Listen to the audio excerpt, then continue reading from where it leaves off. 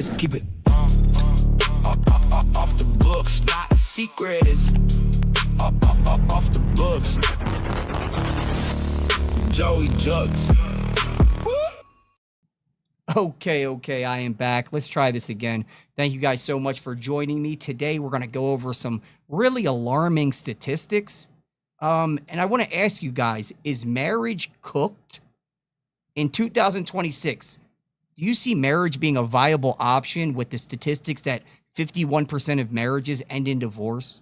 Out of 100% of divorces that women initiate, 75% to 80% of all divorces. And then for my men, the main cause of unaliving themselves, they say, is divorce and not being able to see their kids. So what it comes down to is marriage cooked? You know, it's a lot different than it was back in the day. Our grandparents, it's something completely different today because of stuff like hypergamy, which if you don't know about that, you should do your research on, especially female hypergamy. Then also look at no fault divorce. In the past, couples would need a reason.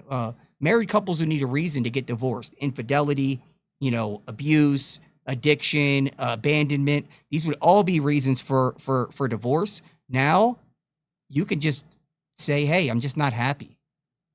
And literally, that's all you need to be divorced. Most divorces right now are because of irreconcilable differences or women just not being happy. So at one point, marriage was based on something like duty, and it was kind of a religious institution. And now it's based on females' happiness, which is fleeting and can always change. So I don't know what you guys think about this, but let's go over this awesome video by Steven Crowder. It's pretty alarming, the statistics, and then we're going to go over some other stuff as well. But thank you guys so much for joining me. This is Off the Books. Let's go. In 1975, most women in this country, 91%, were married by the age 30. 2025, that's down to 25 point something percent. Now, that'd be fine if women were happier. They're more miserable than ever. So they're getting their degree. They're not having families. They find it harder to find a man because they spend their time pursuing a profession. And they tend to be making more in those instances than the men who they would consider to be mates. And so they're discounted. We are actually now discounted. And just, guys, do me a favor. This is a new page. I'm trying to build it up. And thank you guys so much for tuning in. If you could hit that like, subscribe, share, whatever you got to do. But I really do appreciate you guys tuning in. Going to be discussing something I would say is the most important issue facing the United States. And I've said this many times. I think that cultural issues have much more significance than a lot of our political institutions. And it doesn't mean that political institutions don't determine a lot of what takes place in culture, but many Americans, politics is kind of a team sport, how people view it, or they view it as something that is just dirty no matter what. So they often don't pay attention to it, but they are constantly affected by, and they are constantly inundated with whatever the culture deems acceptable, or whatever the culture deems necessary to propagandize people with, which we have seen. We've seen one specific worldview being thrust upon the American public since the 1960s. That's how they've achieved power over our institutions. And you already know what that is, right? That would have to be, this is my first time watching this all the way through. So it have to be female empowerment, feminism, and maybe the sexual revolution that completely changed everything for marriage in America. It really began, you can go back to the 30s, 40s, but 1960s was that tipping point, came to fruition in the 70s. Thanks to Marxism, thanks to feminism. And by the way, feminism cannot exist without Marxism. We're not. One more time, feminism cannot exist without talking Marxism. About a woman who wants to go be a nurse. No, that was never a problem. We're talking about the idea that men and women are fundamentally interchangeable, and there's no ideal scenario in which to rear children. Mm-hmm. That's what we're talking about when we're talking about feminism. Mm-hmm. And it does follow in Marxism. We now have marriage rates, and we now have a fundamentally different American society because the central building block is not families. Now, for those of you who may not be aware of the history, and you can go through all the feminists, Rachel Wilson is very good on this. You can go through. He's going to go through some of the top figureheads in feminism, and he's going to, basically go over their writings. Like we were told that feminism was a movement based on the equality of men and women. But when you read the figureheads, their mission statements and their motivations, it doesn't have much to say about equality. It doesn't have much to say about equality with men and women. It had to do with destroying the patriarchy, the Christian patriarchy. So basically, they wouldn't get shamed. That was the main thing, to just remove shame. Even sort of pseudo-existentialists, Simone de Beauvoir, Judith Butler, all of them either expressed subversely or blatantly the need to destroy the American nuclear family. So this comes from 1970. The American feminist Kate Millett said that and that's one of the things too is there's the idea out there that you can't be feminist and married. You're not able to be a feminist and married because marriage is an oppressive, it's oppressive, and you're under a man and this kind of stuff. And that's what all the figureheads of the feminist movement, that's what they said about marriage and the nuclear family. The complete destruction of traditional marriage and the nuclear family is the revolutionary or utopian goal of feminism. Noted feminists often cited, by the way, I'm using the ones who are cited by those on the left. If you go to their blogs, if you go to their websites, Shulamith Firestone. No relation.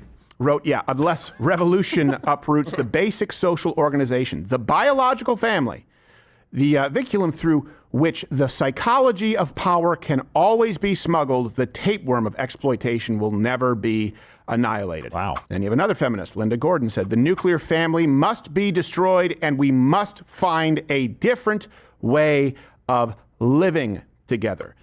And think about that. It must be destroyed of living together. And hold on real quick. And it also says the nuclear family must be destroyed and we must find a different way of living together. Sexual liberation argues that sexual differences are socially constructed, and therefore there's no such thing as a man or a woman, which empties marriage of meaning and consequently family. So it's something, just this stuff's interesting, you know? And think about that. It must be destroyed. The biological family must find a different way of living together. That's hard, and it wasn't super palatable, and so it changes to, well, did we say a different way? We meant to say it takes a village. And what do we have now? Well, people aren't getting married anymore. Dudes are moving to the right, few jobs in sight. Chicks are moving to the left, girl boss says student debt. They ain't gonna get hitched, antidepressants and no kids. Now everybody by themselves, they ain't got nobody. Marriage rate is down, what do you do? When feminism's all around, what do you do? Can you off enough? No. Okay. So I want to ask you a few fundamental questions here before I make the case for you and give you some historical data. Do you believe that for Western civilization, certainly Christian Western civilization, right, the United States, as we want to conserve, that's what we mean by conservatism. Do you mean for that to exist, do you believe that marriage, or at least maybe we're not talking about state marriage, but the covenant between husband and wife? And that's another thing too, is most people right now, because they're not religious, it is a state marriage.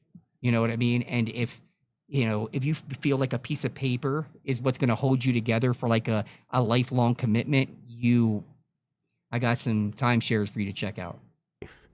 Is important. Do you believe that that is central to raising children and creating a stable family and ultimately? What do you guys think? Do you guys think it's very important and it's a fundamental for a mom and a dad, for a mother and a father to be in the home to raise a child? Or do you feel like women can do it on their own? Because the stats show something completely different. Matter of fact, the stats show that a two-parent household raising a child, these are three scenarios, two-parent household raising a child, then you have, let's say, scenario B, which would be a single mother raising a child, and let's say scenario C is a single father raising a child. The only major outlier is the single mother raising a child on the outcome. They produce the worst actual outcomes. So again, the data will show that it's not that the absentee father is what's dangerous to the child. That's not it. It's the mother single-handedly raising the child. When that happens, it equals terrible results. The children turn out terrible, and the stats back this up. Those are the building blocks to create a stable community. Do you believe that central building block, the nuclear family, is an incredibly effective safeguard against government overreach, of course, reliance on government, and being indoctrinated by the leftist elites. Now, I will tell you that last objectively is true. But how important do you think it is? Okay, now you understand the catastrophe that we are facing. And it couldn't have been engineered. And I mean, you guys, when he's saying catastrophe, I want you guys to understand what kind of catastrophe it is. We are in population collapse right now. Women aren't having children. And then also marriage being a thing of the past. This is yeah, we're not in a good place. More effectively over the long game, which is what the left has played. You've probably seen this out there, this table that shows marriage. Can you guys bring it up? People being married by 30. This is crazy right here. This is 1975 all the way to 2025, and you can just see it just absolutely drop. Just, yeah, tank. So it was on Twitter. Someone posted, I'm sorry, I can't give credit, but it was shared everywhere, but it didn't actually have a source. Well, we confirmed it. It is legitimate. So in 1975, most women in this country, 91% were married by the age 30. 2025, that's down to 25 point something percent. Wow. Men, 1975, 81% were married. It's always been a smaller percentage of the population. Today, or 2025, 16.5%. Jeez. So we've gone respectively from 91 and 81 down to 25 and 16. Look behind you. That's the tipping point. Yeah. Does anyone honestly think that you will not have a not just fundamentally different society, an unrecognizable society when you compare a society where the vast majority of people under the age of 30 are married and having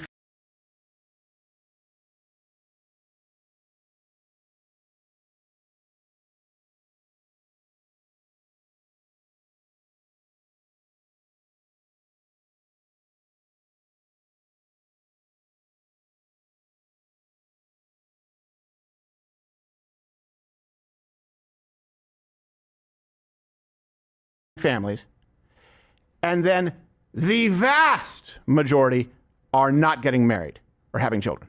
That's the difference that has taken place in really 40, 50 years. Those are two entire, just imagine That's crazy. how different it is in your neighborhood.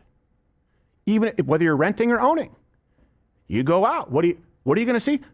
9 times out of 10, you're going to see a married woman, probably with some kids, and probably a father who's there and in the house. And those kids are going to have a mommy and daddy. When you go to work, the water cooler conversation is mostly going to center around families and those events and perhaps Little League. Today, there is not that commonality. The conversations, if you are one of those, you'd be an outlier. Yep. It's actually more difficult to find people to connect with if you are a young married parent. That is not. And here's another thing too: is it acceptable in the culture? Meaning that, let's say, a 22-year-old girl, instead of her going to college, she's like, you know what? I'm gonna have children and I'm gonna get married. What do you think all of her friends are gonna say? What do you think all of her friends are gonna say? Do you think you're gonna be happy for her, or they're gonna call her like a loser? You know what I'm saying? Not a small change.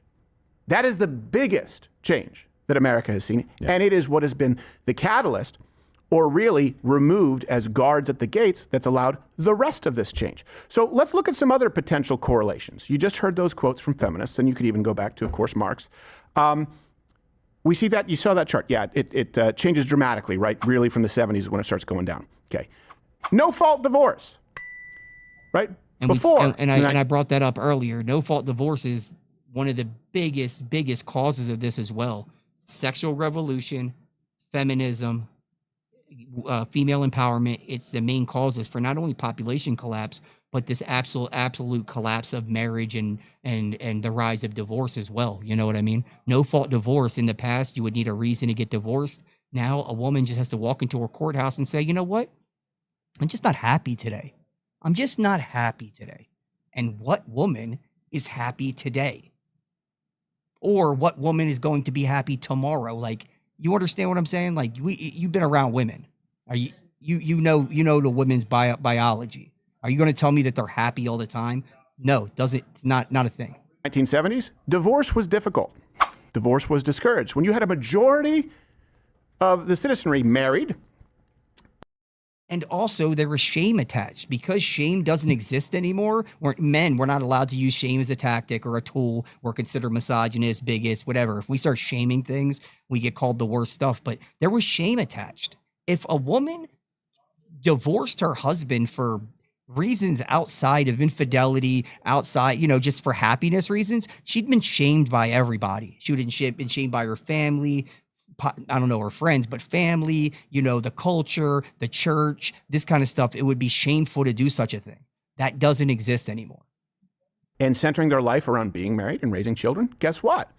They were likely to discourage divorce. They were likely to support your marriage. You had more people you could rely on. You had a larger circle of those who may be older and wiser. No fault. 1969. Huge screw up from Reagan. Yeah. It was pushed, though, to be clear, really was early pushed by people like Hugh Hefner, Kinsey, because they didn't want men to be punished for cheating, and then it got co-opted by feminists. Well, divorces went up 50%. Co-opted by feminists and pushed by the worst type of men. That's what it was. Okay, it skyrocketed after that. The history of that is pornographers, because before no-fault divorce, basically there were three faults. Either infidelity, that was a fault, primary one. You hear what I'm saying? These are the reasons why you could get divorced. These were outs on marriage: infidelity, abandonment, these kind of abuse. Physical abuse was a fault, and if those weren't the reasons listed, abandonment was a fault. How did I know? Meaning what we now use as breakdown in communications, growing apart, finding it difficult to get along. That was filed under the general umbrella of abandonment, quit. So if a guy cheated. You've been told guys used to cheat with their secretaries and leave them with nothing. Now, if a guy cheated, he paid. He paid. That's why Hugh Hefner and people like that said, well, we understand man as a sexual animal. So if we have no-fault divorce, the man can cheat and not be punished. That then got mutated into, you know what? No-fault divorce is just going to be, we will punish the primary earner regardless of context. Anyone can leave at any time, and you split it up. Into, you know what? No-fault divorce. Let's read this. No-fault divorce is institutionalized evil. You may be surprised to learn. Make sure you will be surprised to learn that the initial efforts to advance no-fault divorce legislation were underwritten by Hugh Hefner through the Playboy Foundation, which financed an army of young lawyers working to advance these anti-family policies. Let's see, America's largest pornographer worked to rewrite public policy related to the family. There's something seriously wrong with this picture. Alfred Kinsley, which is also a degenerate, also played an instrumental role in reducing these legal protections by falsely reporting that adultery was commonplace in most marriages, which it was not. This reduced the stigma associated with adultery and ultimately served as the basis for eliminating all laws against adultery. Hefner and Kinsley both saw marriage as the final barrier to sexual freedom, and thus determined to remove its inhibiting influence upon upon unrestrained sexual activity. So again, wild. Divorce is just going to be, we will punish the primary earner regardless of context. Anyone can leave at any time, and you split it up. I can't believe they didn't see that coming, though. You say mutated, but I can't believe they didn't see it coming. They didn't expect women to use this. They called it no fault. Right. How many faults? Well, none. I agree with this comment. I got a comment from Mighty Joe Young. It says women are impressionable and can't be held responsible for their actions or opinions, which kind of takes away they are adults, you know what I mean? But I can agree with some of this. They can't be held responsible for their actions or opinions. All they do is regurgitate propaganda. They are not equipped to defeat deception and evil. Nice take. That's an interesting take, man. They were primarily thinking no fault on the cheating. Right. And then it became no fault at all, including if you just quit because you're bored in your marriage. And we see the rates of divorce and who files for divorce most often, anywhere from 60 to 70% of the time, it's women. And it can go up to 80, Let's look at something else. What you're looking at.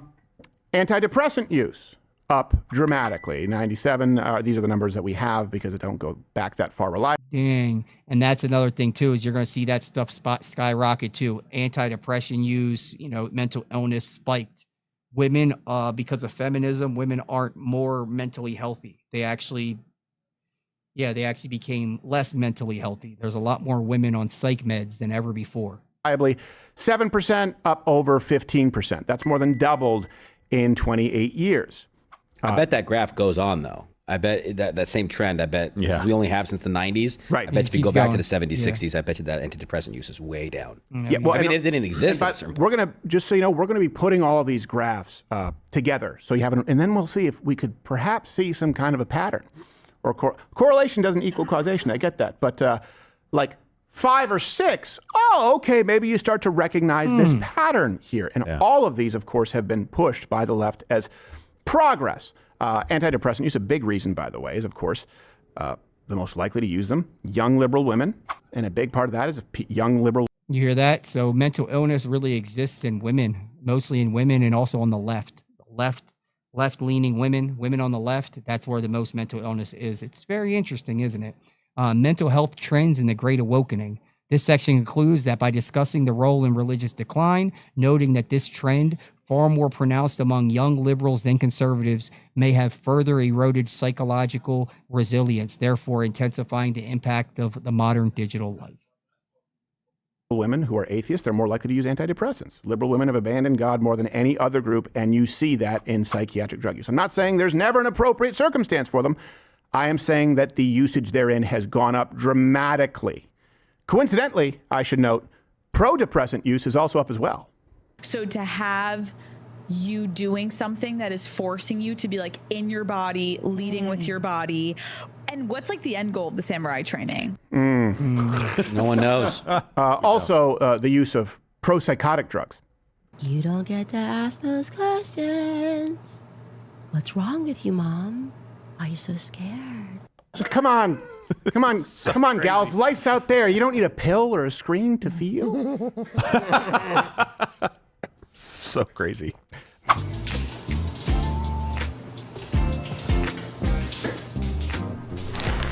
Rumble Wallet. Oh, what the? Keep your crypto safe. I gotta keep going. That was crazy. 20%. Not photoshopped. Here's another one, and people will say, well, isn't that a good thing on its surface? Well, no. Just no. Because this has been the women with college degrees, women with bachelors. So in 1975, it was about 20%. Now I believe it's 40-something, 47%. And you see a correlation there. That's a separate graph. Where That's another thing too. Is college-educated women are the most likely to get divorced as well. the more women who get college degrees, bachelor's degrees, the less likely they are to be married. Exactly. Now, Or why? same idea. Yes, less likely to get married or highest likelihood for divorce. Couple of reasons as to why.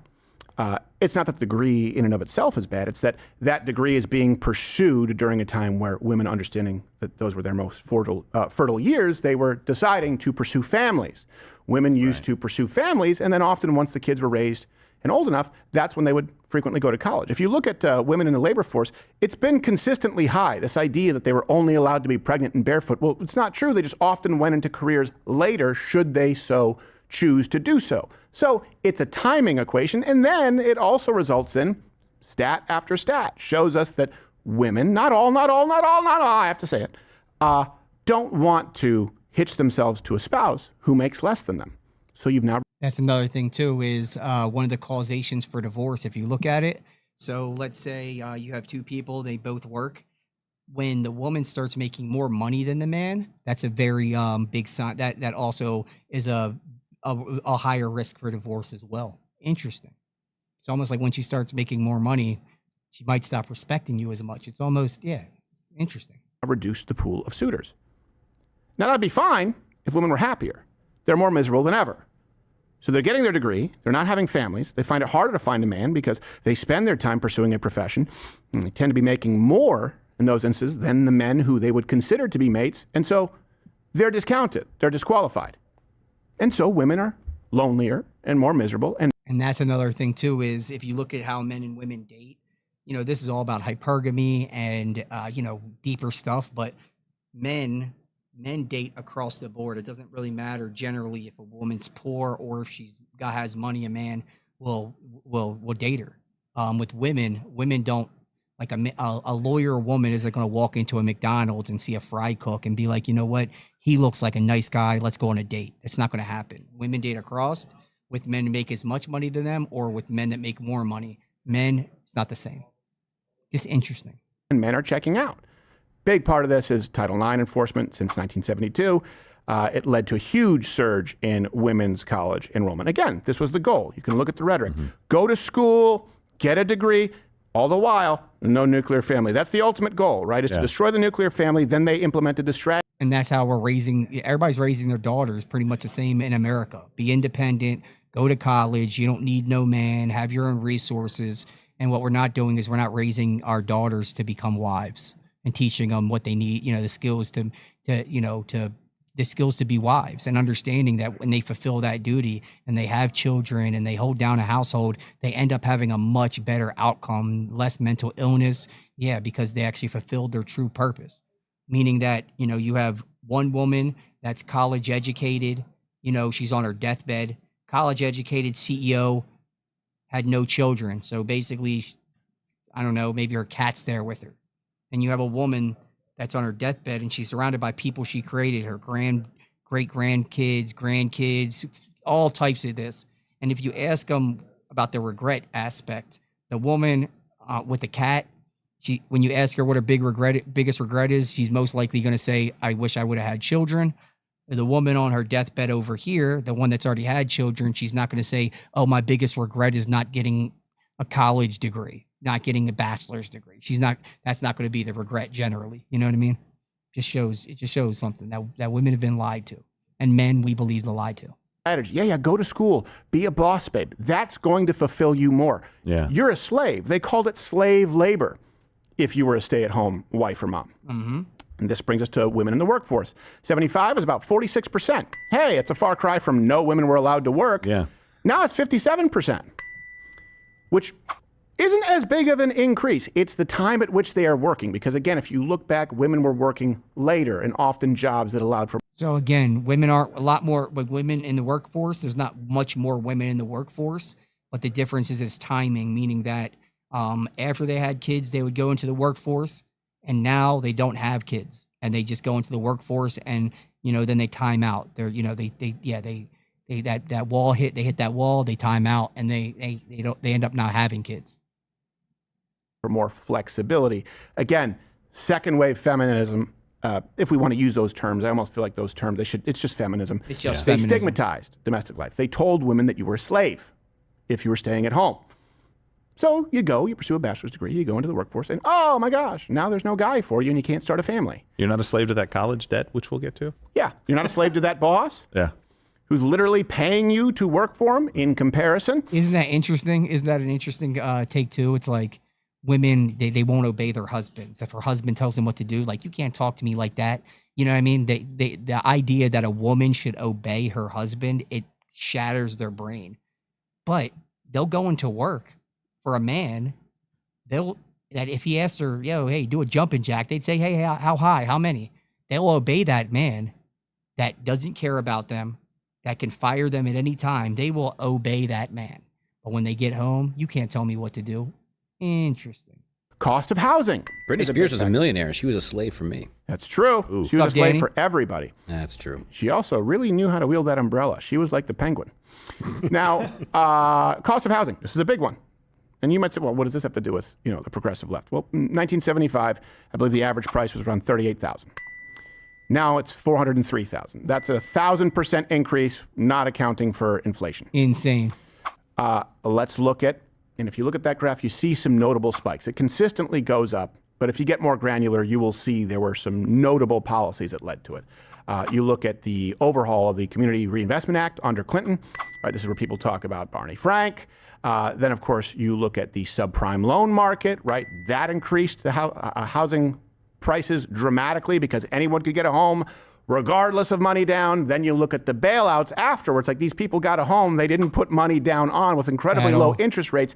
It should be foreclosed upon, but instead those people were kept in the houses. So people who had saved while banks were no longer taking the risk couldn't afford the down payment. Boom, boom, prices go up, let alone COVID.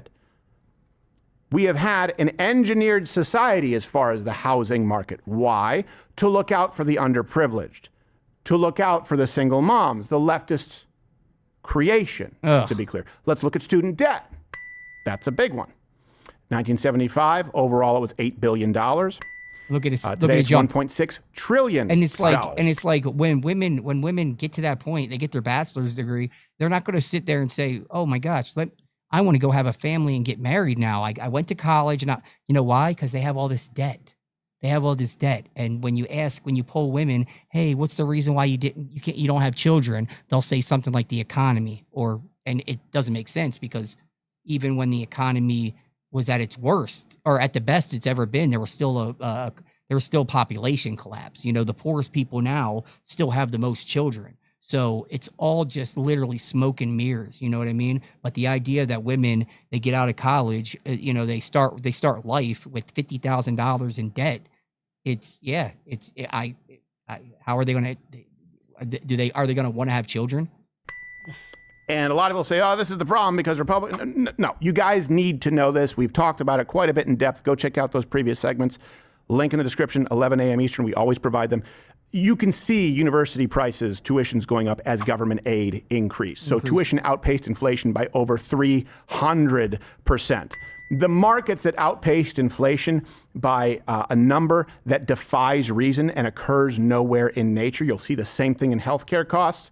You will find the industries that have been subject to the most amount of government meddling out of all. You see it with airlines, you see it with insurance, you see it with big banks, you see it with housing, you see it with tuition. The really simple way of understanding this is schools are incentivized to make school unaffordable. Why? Because Uncle Sam makes up the gap. So you actually want to charge a price that nobody can pay, otherwise Uncle Sam doesn't give you that grant, doesn't give you that scholarship. If you don't say, tuition's $50K, for a student to say, well, I can't afford that. Well, guess what? Your UT, A&M is going to do that. And guess who's going to make up the $40K? Uncle Sam. So you're actually precluded from conducting a school in most instances if you make it affordable and you don't rely on grants and subsidies. It's unbelievable.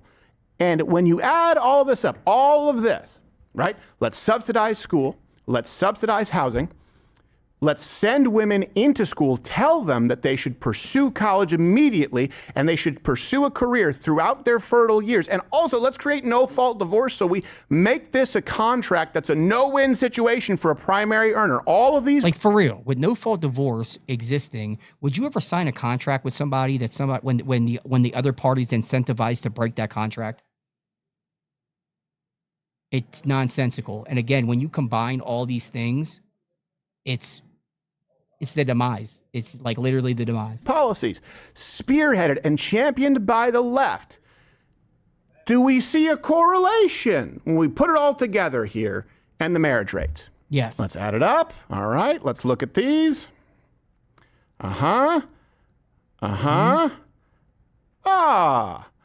Seems like we're seeing a pretty consistent right there, that intersect, that tipping point. And it's one we can't come back from. We need another tipping point. Do it the opposite way. Do it the opposite way. And people say this is so scary. How could we do this? How could we encourage young people, not get married young at all costs, but how could we tell them, hey, it's what's most fulfilling in life?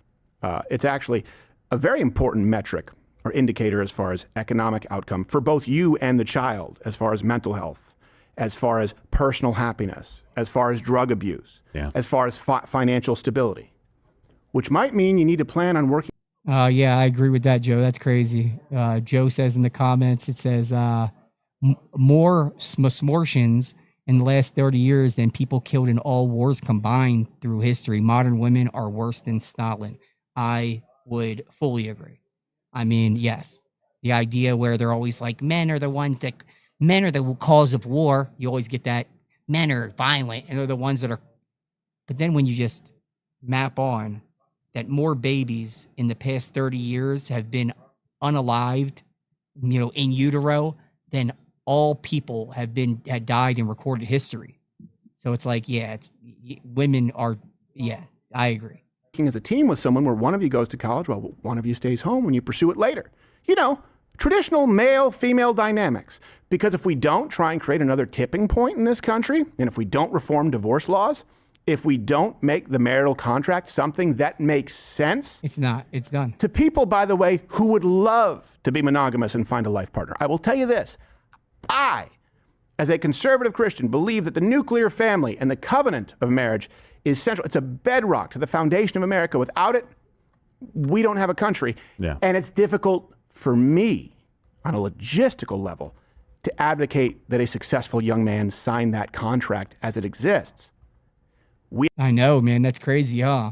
Like if you're like a Christian, you're supposed to like want to get married and tell people to get married and be fruitful and all this. But it's hard to tell young men to sign up for such a contract. It's very hard. It's very, very hard because most likely you're going. Most likely you're cooked. You are absolutely cooked. Once you sign that contract, you are cooked, and you have, you're statistically more likely not only to get divorced, but it's the highest cause of male unaliving as well. We have a problem. We have a problem. There's a separation Or between the biblical self-deletion. covenant, what a Sorry, marriage is, self-deletion. and what the state has made it, and we've got to reverse course. Yeah, and kind of like you were talking about the housing market, there were several moments along the way that really increased, right, the prices. It seems like there was this tipping point in the late 60s, early 70s, when no-fault divorce, you're pushing women into colleges through Title IX, all of those things and kind of this feminist revolution happened that really set the track, and then multiple things after that just keep pushing the marriage rate down over and over and over. Yeah. Our policies throughout history on this have been horrible. And we've talked about this not just with women, but with men. Not all men need to go to college and have $400,000 in college debt that they now have to go into the workforce and work a job that they hate just to try to pay off and be under that shackle as well. But certainly not women exchanging. And it is an exchange. You are exchanging your most fertile years, not just for 4 years. Yeah. But for the debt afterwards, for the career after that, because why did I go to college in the first place if I'm not going to pursue a career? For the possibility that now you probably will have less chance of finding a husband because And then also, what's the percentage, like out of all the degrees, what's the percentage of people that end up with the job that they got the degree for? Because it's like 10%. So all the women that do go to college for these degrees, they only 10% of them, maybe 15, end up with a job using that degree. Like that's the craziest part. Like it's complete propaganda. And because men and women are different, they just buy into it a little bit more, or maybe a lot more. focused on this. I don't want to settle down right now. And then at 30, that comes along. How can you possibly have a decent sized family if everybody's waiting into their 30s? All of the problems that we've discussed with fertility go up massively. I think a geriatric pregnancy is 35 or 34. It's not, people don't understand. Like it is really, really rough. 34. Now do the 35 years timing. old. How long do you want to be married before you have kids? Now do all of that. How do we expect society to have any other result than what we see today? Yes. Right. It's terrible. And people The left sees this as a victory. People need to get over feminism and women. What's that dude's shirt? I don't know about this dude's shirt though. You guys don't, it's not that we don't like women. We love women. We want society to flourish, and it isn't working the way we're doing it. Get over yourselves on men, women. It's both in some cases, but the feminism thing has got to end. It's got to go away. feminism Culture's got to change because there is pathways that you know, I know it's the most fertile years, but you go to 4 years of college, 6 if you're getting a master's or something I agree, like that. You not come sustainable out at 24 at years all. old. You work a couple of years. You meet somebody in school. You meet somebody in your job space, in your neighborhood or whatever. Then you fall in love and you're married before 30. It can happen. Yeah. What the problem is, the biggest problem is culture. Right. Yeah. It is. You turn on the radio, unless it's a country, even country music these days is celebrating singlehood, celebrating girl bosses. Yeah. Even single motherhood is like, just push that. Celebrating, I chose fishing over my girlfriend. Right. Or whatever Brad Paisley song is on at the time. Yeah. Yeah. It starts with culture. It really does. Yeah. I mean, there are mistakes, and we've shown those, and there are legal mistakes. But those here have and all there. been pushed, and that is the culture. yeah. I just watched it. I couldn't watch it because some conservatives out there you have been saying like, was it so and so has money troubles on Apple TV? What is it? Margot has money troubles, whatever it's called. It's basically like an OnlyFans thing. But a lot of conservatives are like, this is great actually because she chooses, spoiler alert, first episode, not to abort a baby. She's sleeping with her college professor. Nice. He doesn't want to raise the child, and she rejects the idea of an abortion. Okay, got it. And they'll give you those slight wins that, a baby is great, but literally the messaging is, you are destroying your life, and I am mourning the life that you never get to experience by having this baby. All Do you mean the propaganda. life of dorm rooms and glorified alcoholism and working as an intern, if you're lucky, maybe making a decent salary at a job. Like for real, a woman, a girl has two choices. She can graduate high school. She can find a good man, and they are out there, settle down, have kids, and a possibility of like purpose and duty. Or she can go to college where she increases her body count like super high. She comes back with half her head shaved, her blue hair, a labrae piercing. You know what I mean? And yeah. And what do you want for your daughter? The idea that foregoing that for the joy and miracle of creating and raising life, it's asinine on its face when I say it like that, but that's what people believe. And all of us have been affected by it They to some do believe degree. this. How does it end? I won't watch it. I was like, after episode 2, I was like, I can't do this. Well, hopefully, you know, I hope it ends in a story of, wow, look at how rough this was, but look how worth it was. They'll always give some moments of that, but it's always like 90%. crazy Oh, 'cause it's miserable, women- and the baby throws up on you, and the baby is screaming, and you have no. It's crazy because women that end up having kids, they don't have that out. Like they don't generally have that that description of their life being wasted. Like if I ask my mom, did she waste her life by having me young? She's not going to say yes. I'm a precious baby boy. You know what I'm saying? No friends, and you lose your. But it's really nice because you share an ice cream with it on a park bench or some shit. It's like, how about you talk about the meaning of life and finding purpose? If feminism and if leftism, if Marxism, and they are inextricably tied, by the way, the same Marxists back then are the same Marxists today. That's why Black Lives Matter had destroying the nuclear family, the destruction of the nuclear family in its charter. If feminism helped women, we wouldn't have women today fatter, sicker, and more unhappy than ever. Yeah, feminism worked. Why are women so unhappy? Why are women? Yeah, if feminism was so good, why are women today so much more mentally ill, so much more unhappy, so fat? Yeah, it's higher alcoholism, higher promiscuity. Like, give me any way that anybody can prove that that feminism worked and was good. Give me some pros on the outcome of feminism. There you go. Those are the results. Oh, you're still here, which is a miracle.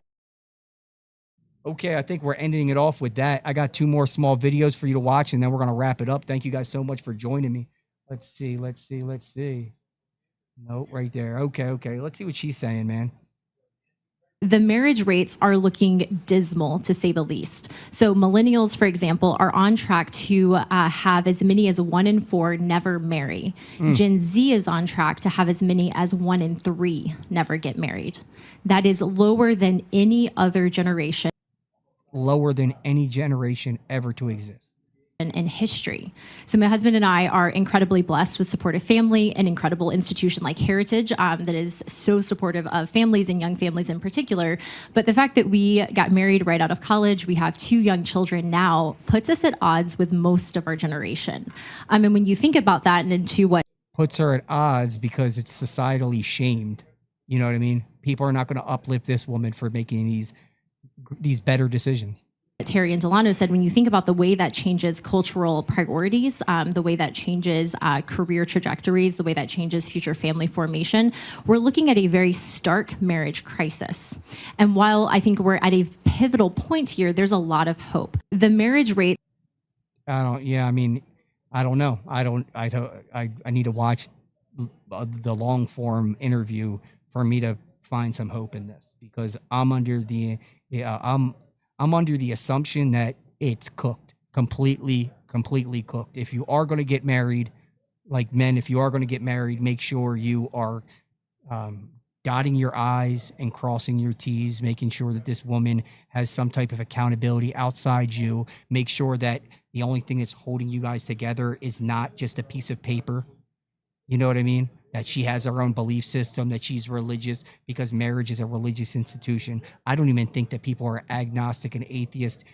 I don't even call it marriage. I don't even know what it is. You know what I mean? But generally, men, if you are going to go that route and try to find and try to get married, make sure that the woman, fits these qualifiers. Please. You'll have much better results, I promise.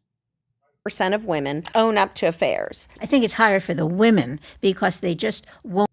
What is it? Know everyone knows 69% of marriages involve an affair. A good percentage get divorced after that. 56% of men and 34% of women own up to affairs. I think it's higher for the women because they just won't admit that they were having affairs. It's hard for me to tell because I have. That's true too.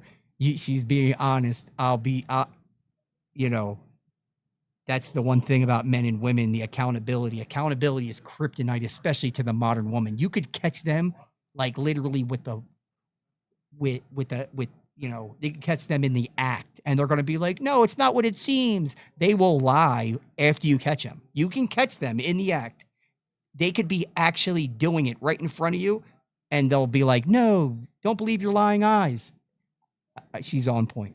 Happen to have far more male clients than female clients. 69% of marriages involve an affair. A good percentage get divorced after that. 56% of men and 34% of women own up to affairs. I think it's higher for the women because they just won't admit that they were having affairs. It's hard. That's definitely a woman thing, man. That's definitely a thing. Yeah, man. Thank you guys so much for joining me. It was a little shorter than normal, but I'm going to be back on tomorrow. And if you haven't had a chance, make sure you subscribe, hit that notification bell so then you know when I'm going live, because I don't have a set schedule right now. But if you want to catch more of my content and keep supporting, make sure to hit that notification bell.